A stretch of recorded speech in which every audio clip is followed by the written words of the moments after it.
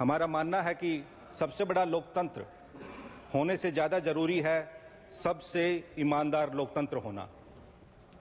आज भारत की चुनावी व्यवस्था अपनी तमाम मजबूती और गौरवशाली इतिहास के बावजूद कई ऐसी चुनौतियों से जूझ रही है जो लोकतंत्र की आत्मा को भीतर से चोट पहुंचा रही है।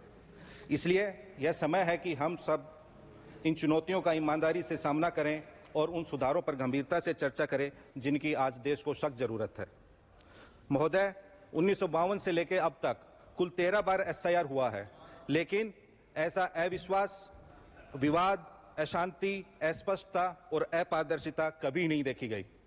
आज स्थिति यह है कि सरकार और चुनाव आयोग दोनों जनता की नजरों में संदेह के घेरे में है और यह लोकतंत्र के लिए शुभ संकेत नहीं है। लोकतंत्र लोगों के विश्वास पर चलता है। अगर यह विश्वास टूटने लगे तो संस्थानों की वैधता भी कमजोर होती है। यह मैं क्यों कह रहा हूं कि लोकतंत्र पर लोगों का अविश्वास बढ़ा है, इसके लिए मैं कुछ आंकड़े रखना चाहता हूं। अभी विगत 5 राज्यों में विधानसभा चुनाव हुए, महाराष्ट्र, बिहार, दिल्ली, झारखंड और हरियाणा।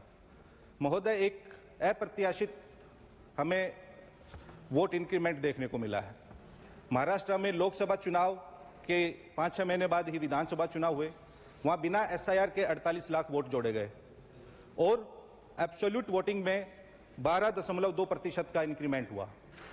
बिहार में एसआईआर हुआ, कुल 7,89,00,000 वोट थे, उसमें से 65 लाख वोटों का डिलीशन हुआ। उसके बाद एसआईआर की प्रक्रिया में 18 लाख और बाद में 3 लाख वोट और जोड़े गए, तो कुल 7,45,00,000 वोटर थे। लेकिन अगर आप देखेंगे कि वोट घटने से बूथों की संख्या कम होनी चाहिए, लेकिन बिहार में पहले एसआईआर से पहले लगभग 78,000 बूथ थे और एसआईआर के बाद 90,000 से अधिक बूथ हुए। तो उस प्रक्रिया से यह समझ में आया कि मतदाताओं के घटाने के अलावा ये बूथों को बढ़ाने की भी एक प्रक्रिया थी।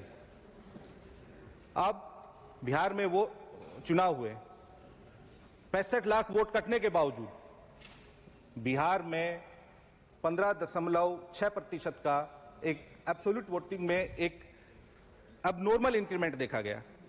इतना सडन स्पाइक जो बिहार, जैसे मैंने कहा, महाराष्ट्र में 12.2, बिहार में 15.6। तो ये वोट घट रहे हैं एसआईआर में, लेकिन बूथ बढ़ रहे हैं। और जो ये मैसिव बढ़ोतरी हो रही है वोट संख्या में, वो एक प्रयोग है या सहयोग, वो पूरा मैसिव स्विंग एक पार्टी विशेष के पक्ष में जा रहा है। ये हमें सबको सोचने का विषय है।